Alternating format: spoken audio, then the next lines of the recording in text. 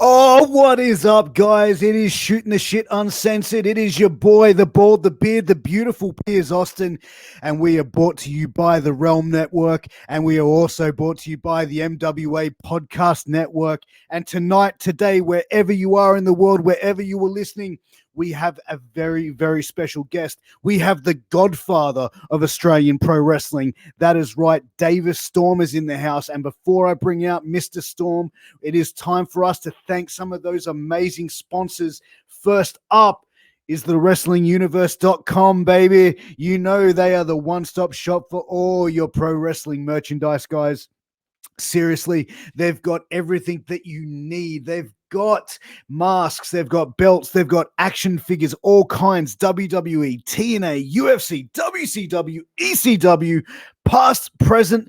They've got t-shirts, autographed 8x10s, belts, and much, much more. Guys, they also have in-store signing. So if you're in Queens, New York, you need to go and check them out. They have some of the biggest names in the wrestling world coming in there every single week, multiple at a time. So guys, if you're in Queens, New York, go and check them out. And guys, also all of their items that are autographed come with a certificate of authenticity. And guys, if you're like me, if you're like Mr. Davis Storm, if you're like some of our friends that don't live in the US, don't fret, don't stress, because they ship internationally, baby. That's right. They ship everywhere in the world, and they got you covered. So head over to the WrestlingUniverse.com, check them out, see what they've got on offer for you. They've got specials every single week, guys. Next up is Sleeps.com. Now, if you or someone you know is an athlete, you need to check out Sleeps.com. That's SLEEFS.com. They do all kinds of athletic wear, guys. They've got arm sleeves, knee sleeves, compression pants, compression shorts, compression socks, headbands, mouth guards, boots. They got you covered. Guys, they've even got dirty boxers. And I gotta say, man, their dirty boxers are the most comfortable underwear that I own. They sent me a whole heap of them. And guys, if you want to be cool, you want to rock with some dirty boxers as well, head over and check out sleeves.com. Use promo code MWAPOD to get a 10% discount on checkout. Guys, once you've done there, you need to go check out healthvape.com. Now, guys, listen, I've said it before. I've said it a million times. I'm an ex-cigarette smoker. Yes, I am one of those nasty people. I used to be one of those nasty people that smoke those filthy, disgusting cigarettes. I'm now reformed. But now I'm a vapor. I'm a vapor person. I use a vape. But, guys, I've got my Health Vape on order. Guys, you need to check out Health Vape, because all of their products are no nicotine, no harmful or addictive chemicals, and they're vitamin infused, right? No shit. Vitamin infused vape. So head over to healthvape.com, use promo code MWAPOD at your checkout, and check out some of their vape and pod products. We'll give you 10% off just for going and purchasing and using the MWA pod code. You need to check out healthvape.com. Now, guys, MWA Podcast Network, we have had an amazing last couple of weeks. You know, we've launched on the Realm Network. Vince Russo's the Realm Network. What's up, Uncle Vinny? Thanks for having us. But, guys, you need to check us out on the realmnetwork.com. You'll get an exclusive first look at this show, Shooting the Shit Uncensored, every single week. You'll also get exclusive first rights and get to check out Get Funked, hosted by former WCW and TNA star Alan Kwee Funk. He has on some amazing guests, guys. He brings on guys and girls that he's trained with in the WCW power plant, people that he's worked with in TNA. It's a really good nostalgic type of show that you know, if you're a hardcore wrestling fan and you want to find out what some of these WCW greats are up to today, you need to check out Get Funked. But guys, also you get exclusive first look at Killing the Business, hosted by former ECW original, the Kingpin, Angel motherfucking Medina, where him, King Mega, and Sexton break down everything that's happening in the world of wrestling, and everybody knows that there's no restraining on Angel. He just keeps going and going and going. I've tried to tell him to hold back, but he opens his mouth, the shit just flies out. He has no filter. It's an entertaining show. It's a lot of fun. Make sure you check it out. but I can't forget about Knights of the Gimmick Table, hosted by the Dead Presidents, Boogaloo, and Lowrider. Guys, you need to check out that show. These guys are indie legends. They've been wrestling all up and down all over the United States. They've worked for companies like XPW, CZW, Ring of Honor, and they're bringing on their friends that they've gone up and down the roads with. They're telling amazing stories. And guys, it really is a great show and worthwhile checking out. And also come and check out some of our live content, like the NXT Roundup show. Also the Wrestling with Sports show that we're starting has started by this time it's aired. And also the Funkin' Kingpin show. So make sure you check out those 3 live shows, guys. But guys, look, without further ado, I'm really excited. You can tell I've had like 2 cups of coffee this evening and I'm ready to go. But I'm going to bring out my guest at the time, Mr. Davis Storm, the Godfather. Davis, thanks for joining, brother. What's happening, man? Man, not much. I'm really glad to have you on. I've been wanting to have you on for a while, and I'm glad I was able to sort of get you to come on, man. But how's everything been going for you, man, over in WA with all this crazy lockdown stuff that's been happening? I mean, of all the places in Australia that you could be living at the moment, I suppose Perth, we're just about as good as it gets. I mean, we've largely been untouched by the pandemic in general over here.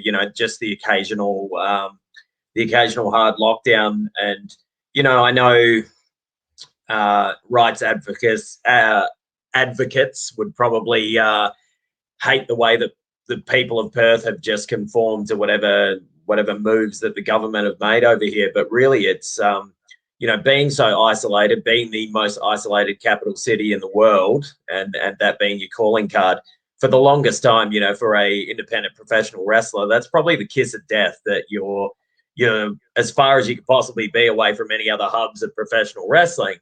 But in the middle of a global pandemic, it's actually a pretty good spot to be in, man. So, like I said, we've had the occasional hard lockdown, but honestly, generally for the majority of the last year and a half, things have been fairly normal here in Perth. The occasional lockdown, the occasional mask wearing, but really we've really gotten out of this up until this point fairly scot-free.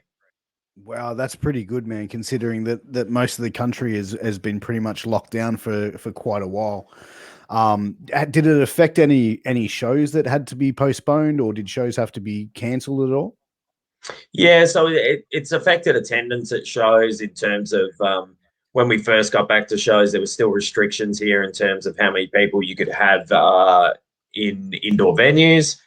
And then almost, at the drop of a hat, just as things opened up completely, we'd had a couple of dry months where absolutely nothing had happened. And then as soon as they announced that everything could go back to full capacity, I think it was a week later, we're in a hard lockdown for 7 days. But, like I said, it's people get frustrated, and it does feel very hokey pokey. Put one foot in, you take your foot out. It's just stop, start, stop, start. But whatever measures the government has taken here have left us basically at a count of 0 for the longest time. Like there's been 0 community transmission for a really long time. We've just been really, really fortunate here. So we've had to put off the odd show by a week, or in turn, it's kind of hurt ticket sales because the week or 2 leading up to masks were still mandatory indoors. And I think during those stages, everybody's sort of a little bit hesitant to go out, particularly going to a wrestling show where you want to yell and scream and you don't really want to be muzzled when you're out there. So it's probably hurt attendance a little bit, but I mean, we've got nothing to complain about. We've been able to run fairly major shows here pretty much for the majority of the year.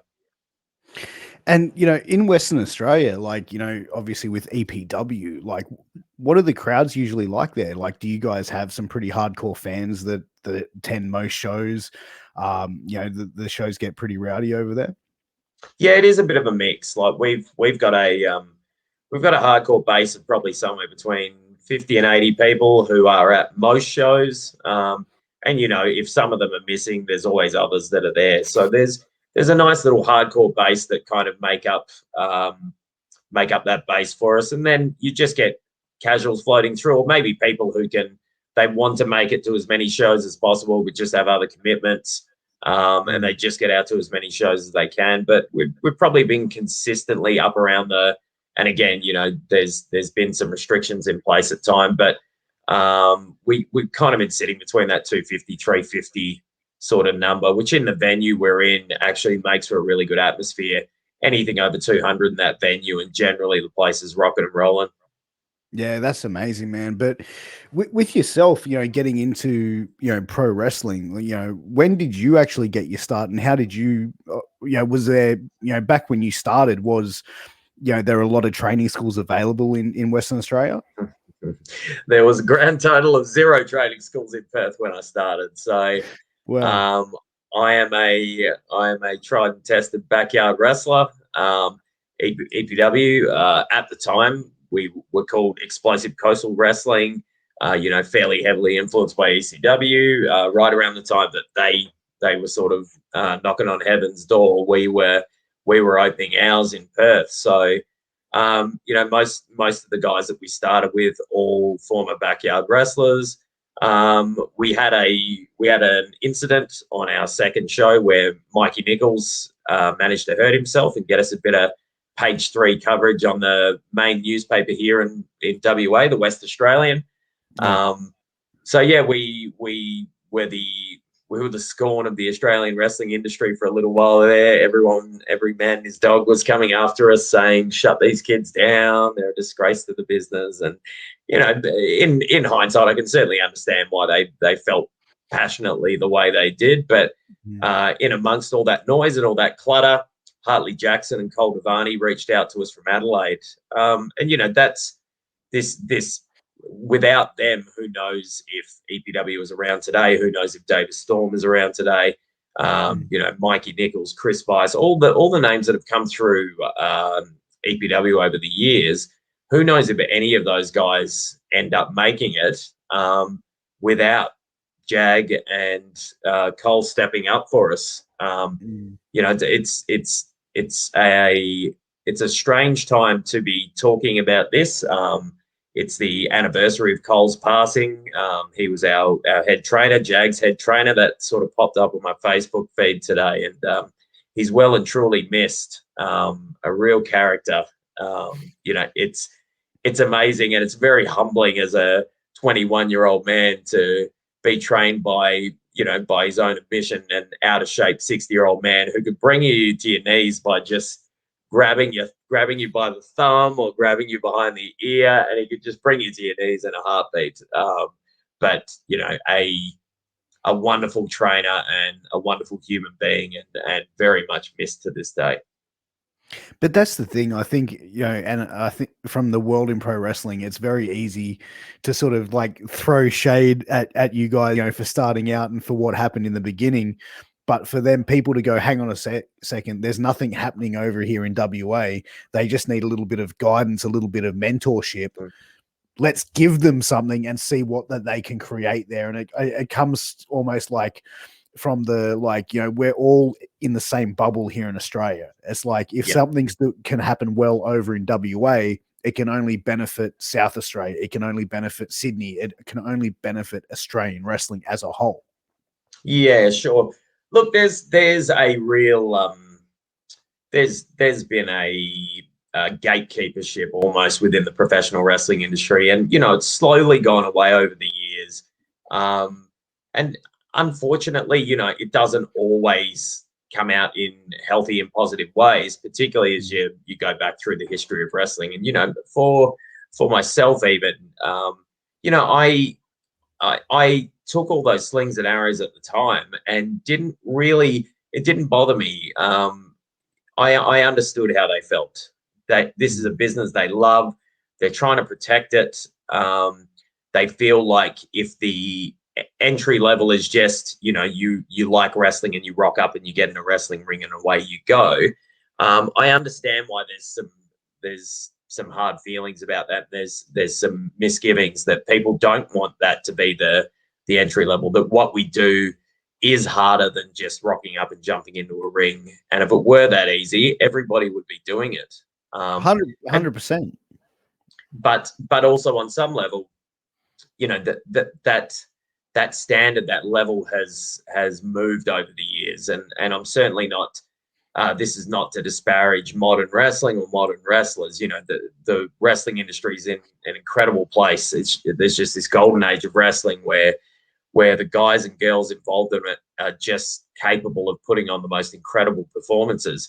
But, you know, I think the majority of us can be honest with ourselves when we say, you know, if the first locker room I rocked up to had Stan Hansen, Bruiser Brody, and Terry Funk in it, I'm not sure I'd last in that locker room more than 5 minutes. I'm not that sort of human being. I'm not a college level athlete of a Hansen or a Tito Santana or a Ted DiBiase. You know, these guys are serious athletes, and you know, I think I'm a good athlete. And I think I'm capable of doing some incredible things in the ring. But if you are just measuring me athlete to athlete, man to man up against Terry Gordy, I'm just not going to stack up any day of the week. So, you know, the wrestling industry has changed, and over the years, it's changed a lot for the better. There obviously, you know, with everything that happened when the pandemic hit. You know, there's been a lot of people speaking up about the issues that they've had within the professional wrestling industry. And, you know, I think anybody who's been involved in the industry for as long as I have, you know, everybody has some skeletons in their closet. Everybody has some crosses to bear that, you know, it was a cowboy industry for the longest time. And to some extent, you know, there's still a lot of that outlaw mentality that hangs around today. And I'm sure we still have a long way to go, but you know, I understand how those guys felt. There was never, and I know some personal stuff was said about other friends of mine, and I know they still harbor some resentment to this day to certain individuals who used to be involved in the wrestling industry in Australia. But for me, I just never took any of that stuff personally. That I understood where they were coming from, and to some extent, you know, there was probably a little bit of with the respect that I have for the wrestling industry, there was probably a little bit of regret on my side that was our introduction to the wrestling industry. But at the time, you know, as a 21-year-old kid who wants to wrestle, and just the nearest training school for people who aren't familiar, you know, the distance from Perth to Adelaide, which is where we had to travel to, is a few thousand kilometers. So it's not just a case of, you know, on the weekends, the boys can pack the van and we can drive a couple of 100 kilometers to the next school, spend the weekend training and go home. It's a flight to Adelaide and it's a flight home. And domestic travel in Australia certainly isn't what it is in the US or in Europe. So, you know, I at that stage of my life, I couldn't afford $300-400 a weekend to fly out to Adelaide to receive training. So, in the end, what happened was Jag and Cole designed a 6-week full-time course where we were training every day of the week, which physically is probably the hardest thing I've ever been through. That, you know, you go to wrestling school generally, and then you go home, you sleep it off for a week, and then you go back to wrestling school the next week. You know, still with a bit of trepidation, I'm sure, but ready to put your body through the ringer again. But we just, you know, we were worn out by day 2. And we had another 5.5 weeks to go. But like, as far as like, because that's a quite interesting way to be trained in the business by not having the trainers there. Like, how did they deliver the training for you guys to ensure that, you know, you guys were like bumping correctly, doing things safely, and being shown the right way? Yeah, so we actually, 6 of us packed up. We packed up and moved to Adelaide for 6 weeks. They organised a rental property for us. We were all shacked up in a house together, living together, just six wild dudes in their early 20s. But, you know, I can tell you, there was no partying. Like, we were so exhausted every single day from what Cole would put us through that it was just, you know, there were a few pranks played in the house, I'm sure, but yeah, there was no partying. We weren't out drinking or smoking weed or whatever. It was just doing everything we could to recover as best we could before they put us through the ringer again the following day. Did you guys like feel that, did you feel, I should say, that you left after that 6 weeks with a different perspective of the business, a different respect for the business? Yeah, I think I probably did. That, like I said, I'm not a great athlete, but I'm a decent athlete. Mm. I was just about a state level tennis player, pretty good at basketball. Just most sports have come fairly easily to me in my life. And loving wrestling the way that I did, I thought that wrestling would come very easily to me as well. But just there's nothing you can do to prepare yourself to throw your body at the ground the way you do when you bump. There's just nothing that prepares you for it. The human body isn't created to intentionally throw itself at the ground. That's just not that's Yeah. not something in our evolutionary design. We do everything we can to avoid falling at the ground. And then all of a sudden we have to retrain our brain. And it's something I bring up with my trainees actually, that I think because I was brought up very protected, very bubble wrapped. I was a very small kid. My trainer Jag would tell me I'm still a little kid, but but I was a tiny kid right up until year 12. I didn't really hit any sort of growth spurt until after I left school. And my stepdad just kept me away from contact sports all the time. And then my brother's 5 1/4 years older than me. So I didn't have to deal with any physical confrontations because my brother was always there to get in between. And the only physical confrontations I got into were with my brother. Um, so, I was very sheltered from physical confrontation, and I didn't play contact sports or any of that stuff because they were just so concerned about me getting hurt. And through the years of wrestling, almost to my detriment, I think that I've had to train my brain's want to protect me in situations. And I found that it's not only made me less cautious in physical situations. So at our school I once fell off the ring apron while I was training people. I like to bounce backwards and forwards with my chest on the rope while I'm watching people wrestle, and then I just grab the rope to stop myself from falling backwards, and I just Missed it. hand went out, but there was no rope. And everyone who saw me fall off the apron said that I just looked so calm and serene as I fell backwards and landed very hard on a second ring that had been broken down. So I landed on the metal for that and then hit the concrete floor. But there was no panic in my mind at all. But also psychologically, that sometimes when I'm out in the nightlife spot in Perth, which can be a little bit of a rough area called Northbridge, I see physical confrontations breaking out around me, and the instinct to not walk through the middle of it, or you can walk around or you can stop until it's over, but my brain just won't allow me to not just continue on my path. She'll be right. I almost feel like this, that the danger receptor in my brain is just completely switched off at this point, and it either doesn't recognize danger, or it just has no concern for it at all. That just through 20 years of wrestling, I've put myself in so many physically dangerous positions and had to remain calm during them in order to walk out the other side. That I think psychologically, I don't want to say damaged. No.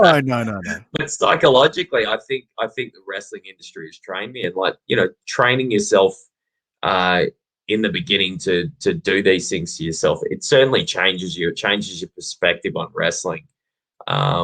And when you hear about wrestlers working through injuries, it really does give you a whole different appreciation for it.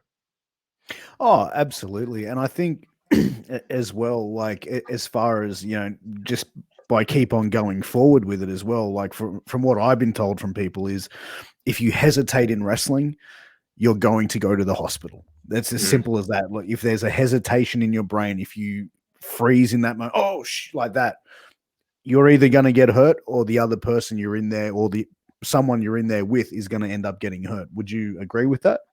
Yeah, absolutely. I was talking to a friend this week actually about how even when I'm injured, I can go to the ring and wrestle, no problems at all. But if you sent me out to be in an Aussie Rules football game, I'd be hurt within 2 minutes because in a wrestling situation, I can control absolutely everything that I do.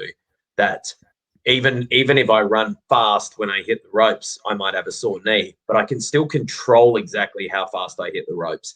If I'm going to do a drop kick, I can control how high I'm going to jump, how hard I'm going to kick.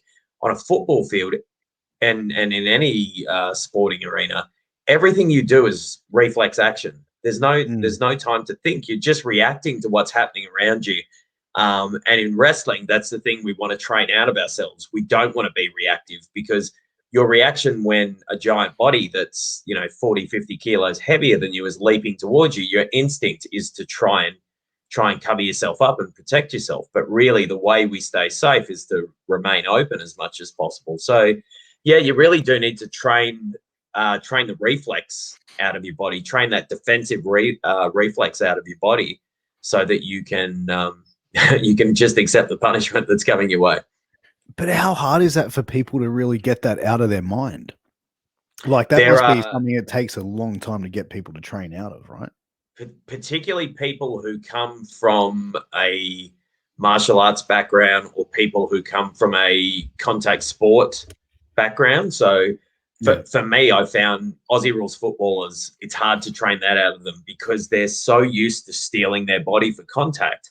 When they go down to pick up the ball, if they don't steal themselves, they're going to get knocked over and their opponent's going to run away with the ball. So the thing that they've taught their body to do is every time the contact is going to come, they need to tighten their body up. They need to steady themselves. They need to not be moved. Whereas as wrestlers, we need to learn to relax as much as possible. So yeah, I suppose it depends on the sporting background of the person or what sort of, and it's an interesting and maybe uncomfortable thing to talk about, but people who have had a history of physical abuse as well, same sort of thing, that we've seen people who clam up because it takes them, that physical contact takes them back to a really uncomfortable time in their history. Yeah, triggers people in certain spots. And I think that even, with pro wrestling as well, like in sports, and I had this conversation, it's like when fans jump barricades and you see stuff like that, and it's like, oh, that person deserves to get their ass kicked. Well, no, it's probably mentally, they're not mentally fit to be watching professional wrestling because their mind doesn't let them understand, oh, this is a show. This is, you know what I mean? It's almost like if they see an actor on the street who plays a bad guy, they want to go up and you motherfucker him, or or something like that. It comes down to like a lot of people's perception of that sort of stuff. Agreed. No one should jump in and put hands on a wrestler, but I'm saying the people that do that, you have to question their mentality. Yeah, for sure. And I mean, some of it also is just people being dumb. And I understand that, it's occasionally people drink or they, people jump the barricade at the cricket, they jump the barricade at the footy. And it's why they've had to put such harsh penalties in place, is because people will just do it for a laugh. And, in Australia, particularly the cricket, we have a huge history of people. We have streakers running on the field and laying kisses on bowlers. We have, we have players getting hurt, like twisting their knees because they're trying to take people down on the field of play. So, as well as I would never want to see someone get their ass kicked for jumping the rail, but I would certainly also hope that, my main concern in a situation like that is that no other fans get hurt, the wrestlers don't get hurt, the referee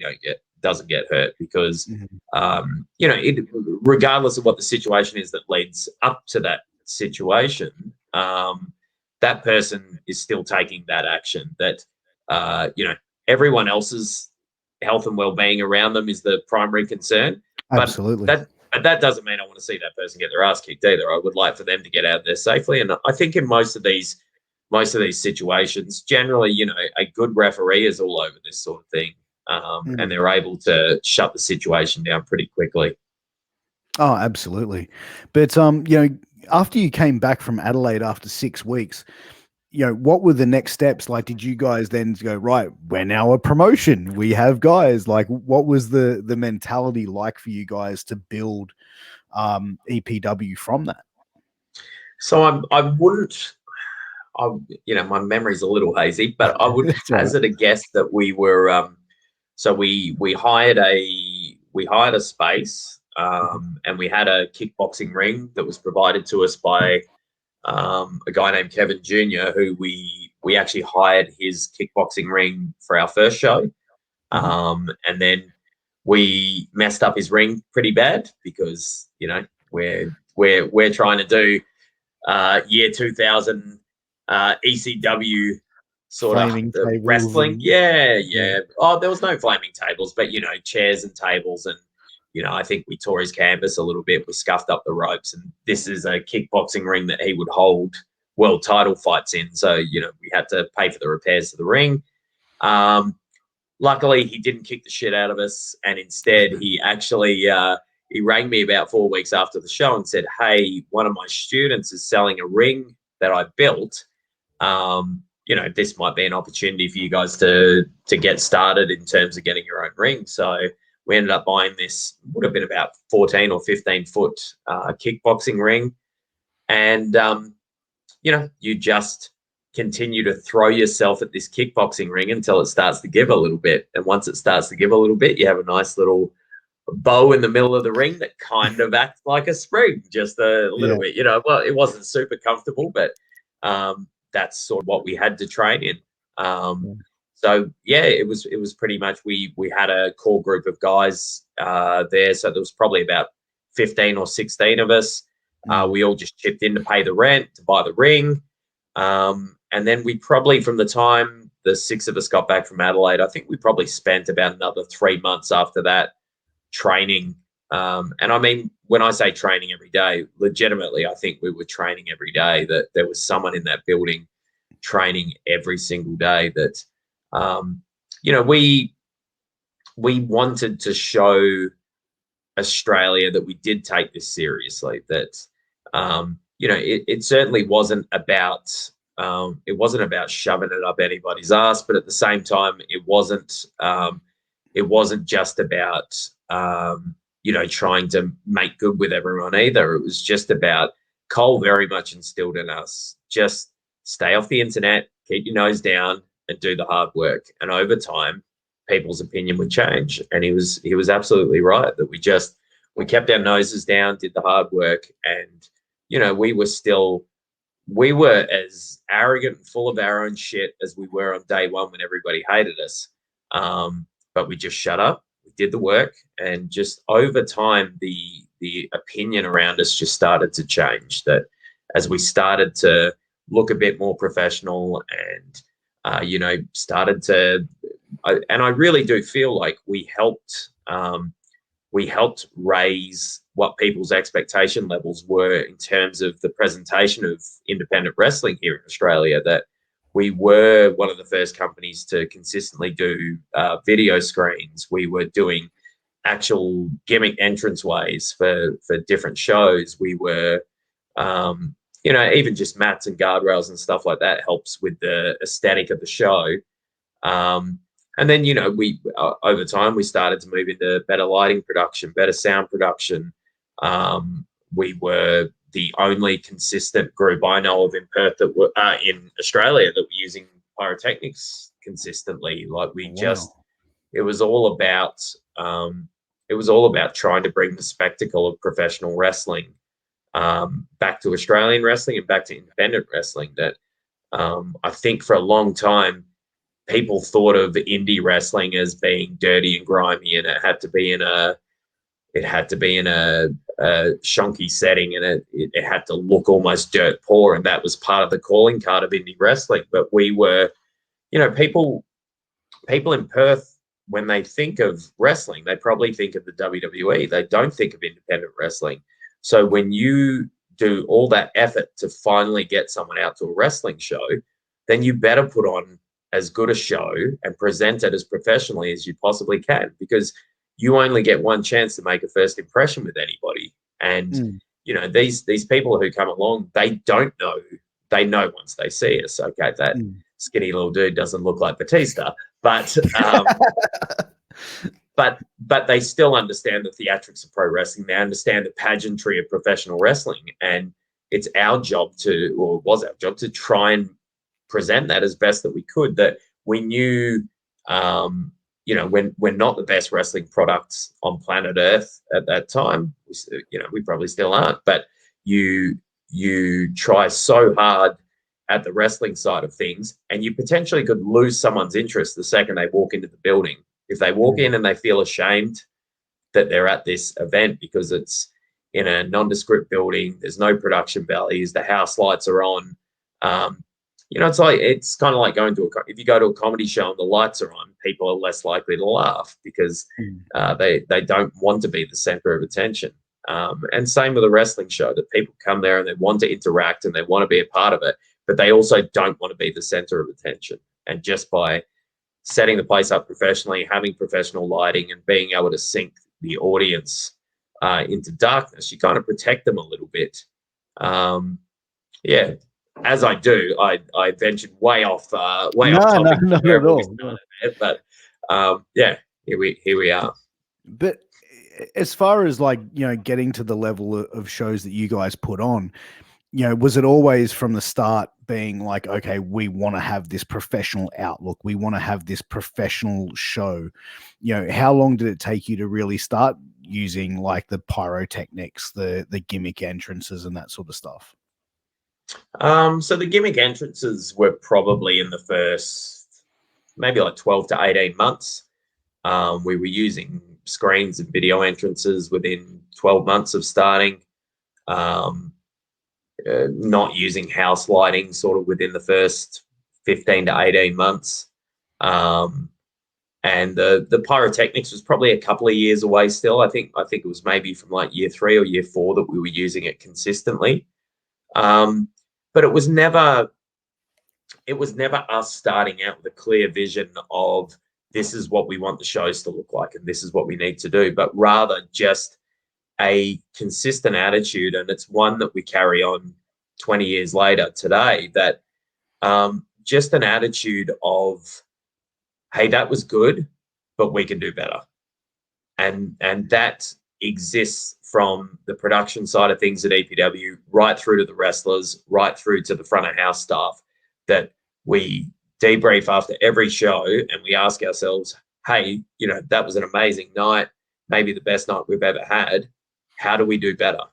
Where are the improvements made? That, I will never, the feeling backstage, and this is to me the most exciting thing about the EPW product at the moment, is every time someone comes back through that curtain and I meet them at the curtain and I say, how did that go?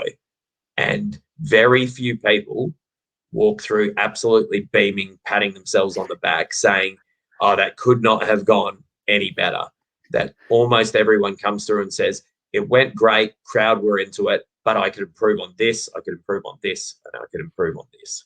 That there is an attitude of just never being happy, but never being completely satisfied, and always looking to improve. And that's something that we really started with in those early days. And that's really how that level of production just kept escalating all the time. Was just that we just, what is the next step? Mikey Nicholls always describes it as, at that stage of our lives, we just lived our lives 6 weeks at a time. It was just get to the next show. How do we train to get to the next show? How do we train in the gym to get to the next show? What are we going to do with production? What are we going to do with storylines? It was just 100% focus on that event 6 weeks away. And everything you did between today and then was just solely focused on making that show as good as you possibly could.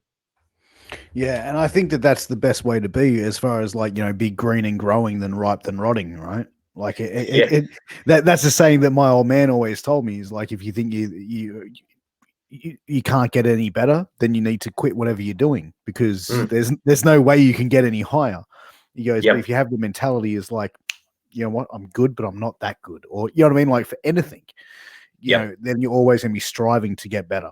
And it's like, you even talk to like, obviously people like yourself and other veterans in the wrestling business that I know. I ask yeah, guys, I know. Hey, what was your favorite match? What was your best match? Don't know. Never had it. Haven't had it yet. Haven't had it yet. I'll let you know when I have it. Okay, great. Yeah. You know, so, but I think that's a very strong mentality as far as, you know, being able to develop a product. And also I think that a performer, no matter if it's wrestling or music or whatever it is, the performer is always going to be their worst critic. They're going to know deep down, you know what I mean? Like they're going to go, I botched that. Where other people might go, no, that was great. That was fantastic. They'll still sit there and go, no, I know I can do better. Yeah. Yeah. And I think so long as you can allow yourself to be happy in the moment, that if you turn in a really, really good performance, that you can still enjoy that moment and enjoy your performance. And then later on, cool, let's tear it to shreds. But, you know, yeah, I spent the first, 10 years sort of ruthlessly picking apart my matches. Whereas nowadays, I normally wait a while before I go back and watch it because I just want to live in the moment of what I've done for a little period of time. That I know in my head, cool, I didn't like this and I didn't like this, and I will revisit those things and I'll watch them so that I can improve in those areas. But also, I'm not going to beat myself up about it the way that I used to. That you know, I still the big leveler for me, the thing that really evened me out in that respect was my kids, because you know, you come home from a show, you're beaten up, your match went terribly. You wake up to your beautiful baby boy, and he doesn't give a shit that you had a bad match last night and that you're not feeling great about yourself. He just wants to play, and he sees you and his eyes light up, and he's ready to go. So what are you going to do? You're going to be the brooding, miserable, artistic father who says, no, I can't play and enjoy this day with my son because I missed 2 spots in my match last night. You know, they just, your kids remind you immediately that, hey, life goes on, mate. And, you know, you can worry about this when you go to training on Monday, and when you start to analyze what you did and where you can improve, you can worry about that on Monday. But today, just come and play with us and be with us. Don't be thinking about the one thing that you missed out of the 30 things that you did last night.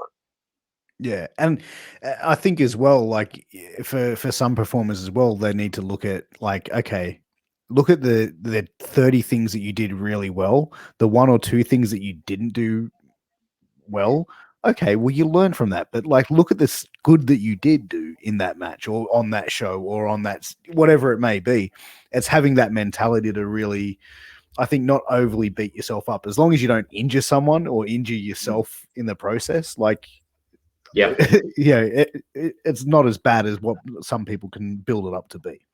Yeah, absolutely. And it really is, you do feel naked and vulnerable out there, particularly when you're first starting out. That that moment where you've forgotten what's meant to be happening, or you just feel frozen and it's just a split second. And maybe another wrestler would be able to spot it and say, "Oh, you looked kind of deer in the headlights for a second there." But your average fan would never know, and the only tell is that they can see the frustration welling in your own face. So if you can play with a poker face, generally nobody can spot the mistakes that you make. The age that I'm at now and the number of shots I've taken to the head. Things you can ask anybody who wrestles me. The things I'm supposed to know don't really stick in the old noggin the way they're supposed to. And I'm regularly stumbling around the ring, not knowing where I'm meant to be going next. But I'm comfortable with that now. Whereas, you know, I go back 15 years, I'd probably be completely panicked in that moment and thinking shit as I'm stumbling around, and it does become a real tell that the expression is all over your face, that you don't know what you're doing. Whereas nowadays, I guess I've perfected the stumble around and not look lost look, because I'm getting called out less and less, and I'm probably forgetting more than I've ever forgotten in my life. How did you find, like, when you started like actually booking shows and doing stuff like that? Like, mind you, being a performer and booking the show as well, Yeah, how stressful for you was that when you first started, doing both roles as performer and booker? So at the time, because the shows were so spaced out, there was an ability to really deal with everybody else's stuff well before show day. So I wasn't being asked a lot of questions. There weren't a lot of demands of me from a creative standpoint on show day. Nowadays is a little bit different. That's probably part of the reason that I've tried to take a step back from performing this year, is so I can focus more on straightening everybody else up and making sure they understand exactly what I'm chasing. Or, as a performer, I like to back other people's ideas in rather than dictating to them exactly what they have to do. Here is what I want you to do, and I want you to say these words, and I want you to do this. But rather, often if you say to someone, hey man, here's where we kind of want to end up at the end of the night, what are you thinking? How do you think you'd react in this situation? How are we going to get to what's next? And generally, if you engage people, they're going to be far more invested in seeing that succeed, rather than you saying it has to be done and it has to be done strictly within these confines. I've always likened it to the guy in terms of booking. The guys that I probably worked best with outside of Perth are Jay Andrews and Chris Fresh, when they were booking MCW together. And the reason I worked so well with them is I am someone who, so I've worked for a lot of big businesses in my life. There's a lot of checklists, there's a lot of framework in place. And that's kind of how I approach my wrestling as well. I always describe it to the guys and girls that I'm training that, to me, a booker's role is to draw the picture. They give me the lines, they tell me where they want me to go and what they want this thing to look like at the end. And for me, the reason I loved working with Fresh and Jay so much was they did give me strict guidelines in terms of, hey, here is the box we want to get this into at the end. Here's the picture that we want. And I want to ask as many questions of the booker as possible. And those two guys were always fantastic. They would answer all my questions. They would say, no, we don't. I would say, how about this? They say, no, we don't want to do that. We definitely want this and not that. Cool, no worries. But once that picture is set, it's my job to shade the picture in now. It's my job to color it. You've done your job. You've given me the picture. Now just leave me alone as the person who's going to color this, and I will color it however I see fit. And I like to try and do that with the guys and girls when I'm booking as well. That you want some creative freedom, and also you want them to take a little bit of ownership for what they're doing as well. That if they get into a mode of constantly being dictated to, I think it stifles their creativity. And, for some people, they would prefer that. They don't want the responsibility of, well, if it all goes to shit, I then have to wear half the responsibility as well. Some people just enjoy being dictated to, like I do in that situation. I like being dictated to a certain extent. And then, cool, once I've got that picture, leave me alone. And it's on the flip side, you kind of want to give people enough rope to succeed, or in turn, you want to give them enough rope to hang themselves so they understand their limitations in terms of, okay, cool, not every idea I have is going to be a winner. And wrestling is, to me, it's kind of this beautiful metaphor for life, in that, you have a certain amount of individual ownership, but at the same time, life and wrestling are a collaborative project that, I can't get along without being booked in the first place. I can't get along and do what I want to do without the person across the ring cooperating with me. That if I think that everything in life is going to happen just because I say so and I think so, everyone likes to believe in a certain amount of self-determinism and whatever else. But, you don't get to where you are without standing on the shoulders of the people of the past. That, I didn't build the roads outside my house that I used to drive to work. I didn't build my house. I didn't catch the food that's going to be on my table tonight. We don't live in a society where people are truly self-sufficient. We rely on other people to get along in our everyday lives, and even to generally, there would be some artists who are able to do what they want to and live their own lives, but in turn, you maybe use the internet to share your art with people and sell it, or maybe you hire a space, and the space that you hire, somebody had to build that, and somebody had to lease that, and someone had to create an internet for you to sell your products online. So there's no such thing as this self-made man or self-made person. That everything in life is a collaboration to some extent. And I think that's like a great way to approach wrestling as well. That how absolutely. It is wrestling's always unique because it's not just my art, right? If you and me wrestle, it's not just my art and what I want to say.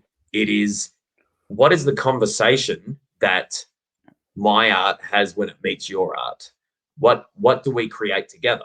That's the unique thing about wrestling is what my character and what my situation and my wrestling style says when I get in the ring with you is completely different to the story that I tell when I get in the ring with John Cena or Roman Reigns or Mikey Nicholls or whoever. It is the merging of two pieces of art together, and it's such a beautiful collaboration for me, and that's the unique thing about wrestling over all other art forms.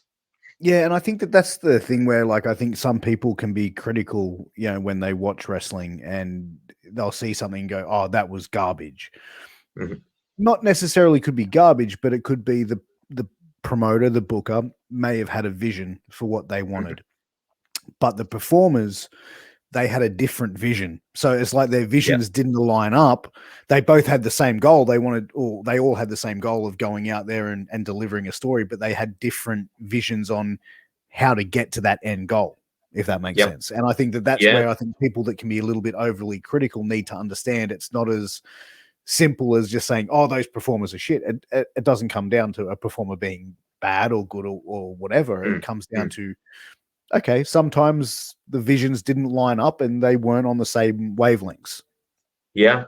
It's actually something I've confronted regularly in training recently that I've been talking about is there are so many moving parts in wrestling, and that sometimes my timing and your timing just don't meet. That I do what I do well, and you do what you do well, and then when we get together, it just goes to shit. And that just happens sometimes because you need to feel each other's timing out, and it's not until you've already botched something that you realize, oh shit, I needed to move quicker into that, or the way they do that, I need to move a little slower, or I need to feed in a completely different way. There's so many moving parts that you're right in terms of, sometimes it's not. I suppose you can say, that match disappointed me, or that match didn't tell a coherent story, or whatever you want to say. But you're absolutely right that sometimes it's not the performers, and sometimes it's not the bookers, but rather the merging of everything together just doesn't quite mesh all that well. It's kind of like, if you remember a couple of years ago when I think it was Kevin Owens, versus Chris Jericho at WrestleMania. They come backstage and they were like, "What'd you think?" "Not good." Yeah. You know what I mean? And two of like the best performers today out there can still, like I said, not be in line of what everyone else is doing. Yeah. It's really hard. And I've definitely been in that situation of people who have come back through the curtain happy with their match, and I've chewed them out because it wasn't what I was looking for. And that, the match itself, there's nothing wrong with the match, and there's probably nothing particularly wrong with the performances either, but just that it might not be what you're looking for on that given night. Yeah. How important do you find storylines, for EPW? Like, do you guys try and put out like long-term storylines for your product, or is it, obviously, with independent wrestling, makes it a little bit harder for long-term storyline. But how do you guys try and do like a slow burn for some stories? We have over the years, and we probably moved away from it a little bit recently. And part of that has been that in the early days, everyone was available for every show. That just, you knew everyone was going to be at home because they knew when the show was, and there was no way they were going to miss it. But nowadays, people have other priorities. So many of the guys have families now. People work away.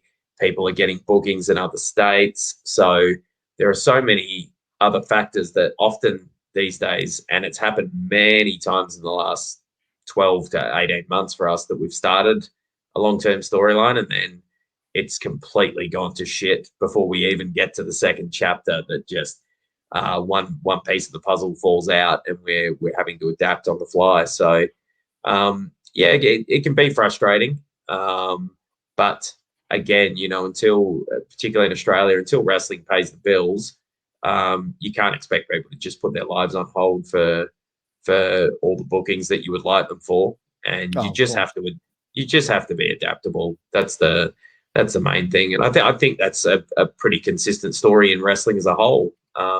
When you're in the ring, sometimes things go wrong, and you just need to adapt. And booking's no different. That I find personally, as someone who's had some minor issues with anxiety in my life, that the times when my head is the clearest is in moments of tragedy, when things go to absolute shit, and you just need to focus on the task of, right, how do we get through this?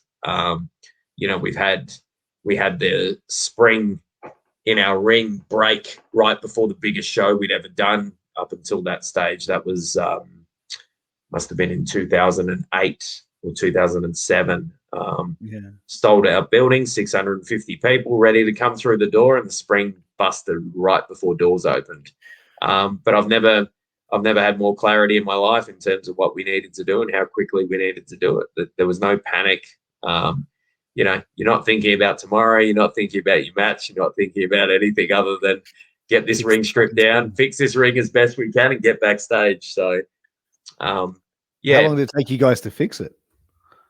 So there's a guy named Brett Corbus. He was the one that actually, when I say fixed, I mean he pretty much just jimmied it together so the ring wouldn't collapse in a heap. But there sure wasn't a lot of bounce in that ring that night.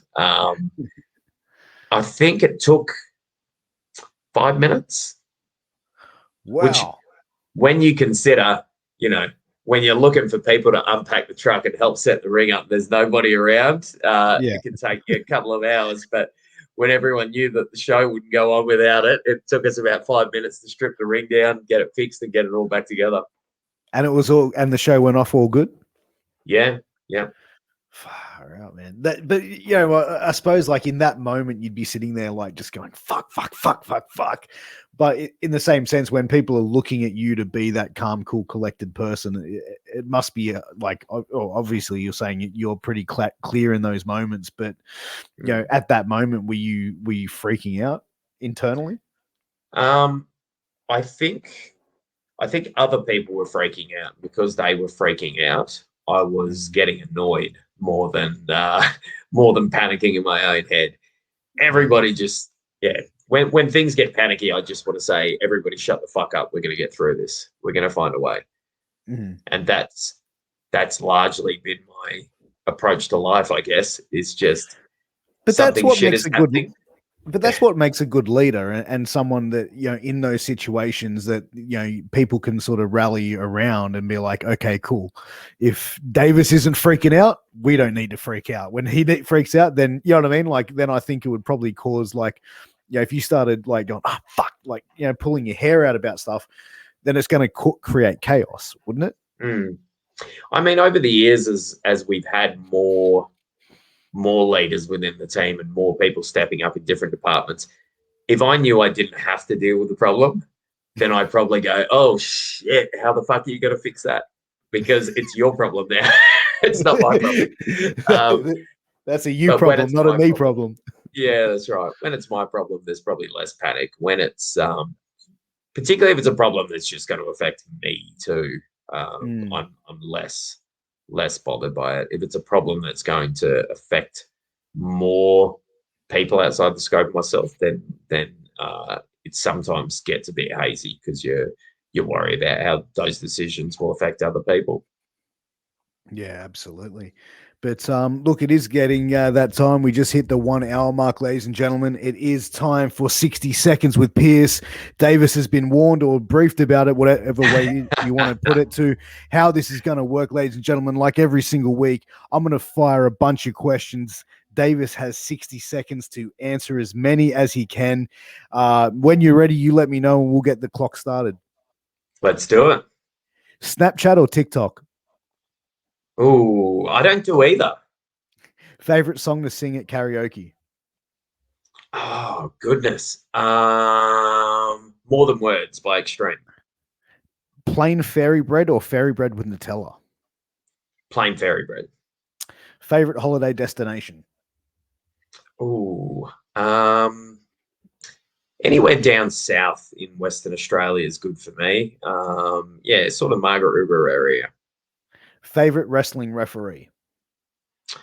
Oh, gotta be Earl Hebner, right? Which celebrity would play you in a movie about your life? Oh, geez, someone handsome.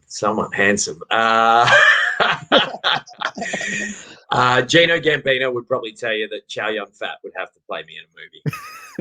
If you had to describe yourself in 3 words, what would they be?